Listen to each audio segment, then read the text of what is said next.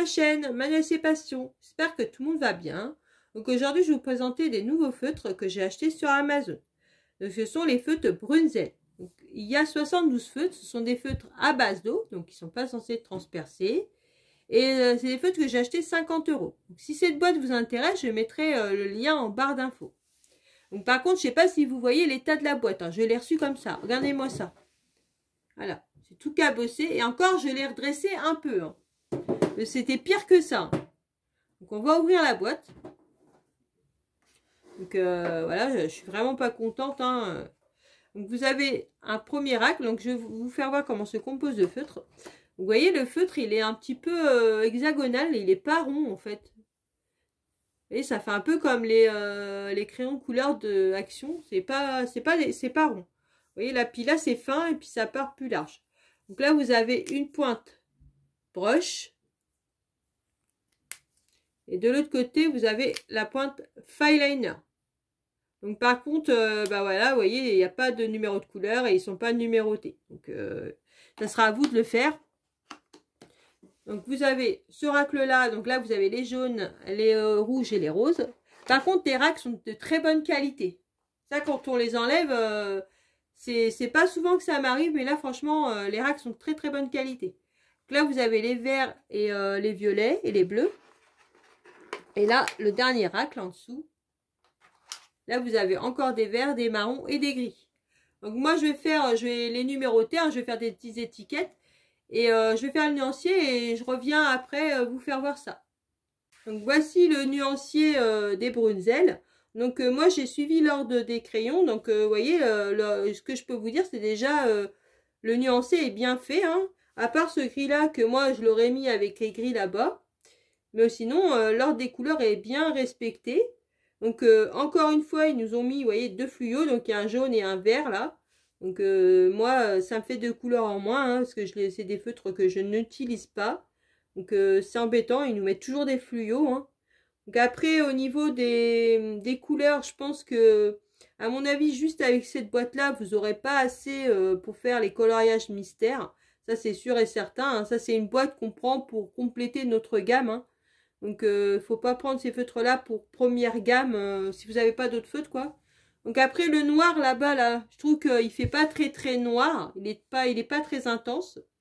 Après au niveau de la qualité, bon, ils sont pas hyper pigmentés. Donc on peut pas comparer ça à des feutres professionnels comme les Pitt ou les Faber-Castell Godfather ou les Grapho ou même les Sakura Koi. Hein, ce sont des feutres moyenne gamme, je dirais. Donc pour moi la qualité elle se rapprocherait au OU. Hein, ayant testé les OU, pour moi c'est à peu près pareil, hein, au niveau de la pigmentation.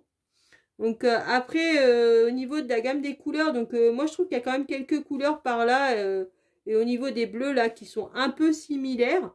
Donc après à voir. Hein. Donc moi je vais faire un coloriage. Et je vous donnerai mon avis final sur ces feutres. Et comme ça, en même temps, je verrai si ça transperce le papier ou pas. Donc pour tester les Brunzel, j'ai choisi le coloriage mystère vitraux. Et j'ai fait la page 44. J'ai fait Pinocchio. Donc ce que je peux vous dire, donc dans le nuancier, je disais qu'en fait, il se rapprochait au OU. Donc non, ils sont quand même un peu plus pigmentés quand même que les OU. La pointe pinceau, elle est quand même de meilleure qualité donc que les OU. Donc non, je dirais qu'ils sont un petit peu au-dessus des OU quand même. Donc après, c'est pas le même prix, hein, parce que c'est 50 €, à peu près 50 € pour 72 feutres, que les OU, vous avez les 120 à 40 € et les 160, je crois, dans les 50. Donc c'est sûr que c'est pas le même prix aussi, hein. Donc non, ils sont un peu plus qualitatifs, ceux-là. Par contre, ils font quand même, certaines couleurs font pas de traces, mais certaines couleurs font quand même des traces. Vous voyez, celui-là, là, le violet, là, vous voyez, le violet, là, il a fait quand même pas mal de traces. Après, vous voyez, il y a des couleurs comme le rouge, le bleu, vous voyez, il y a des couleurs qui font pas de traces. Donc, moi, je dirais quand même, c'est des bons feutres, ils sont sympas, ils transpercent pas. Hein. Par contre, j'ai fait deux couches, vous voyez, là, dans le marron, j'ai fait deux couches, et vous voyez, je vous fais voir derrière, ça transperce pas. Vous voyez, ça n'a pas transpercé. Pas du tout. Donc, il ne transperce pas.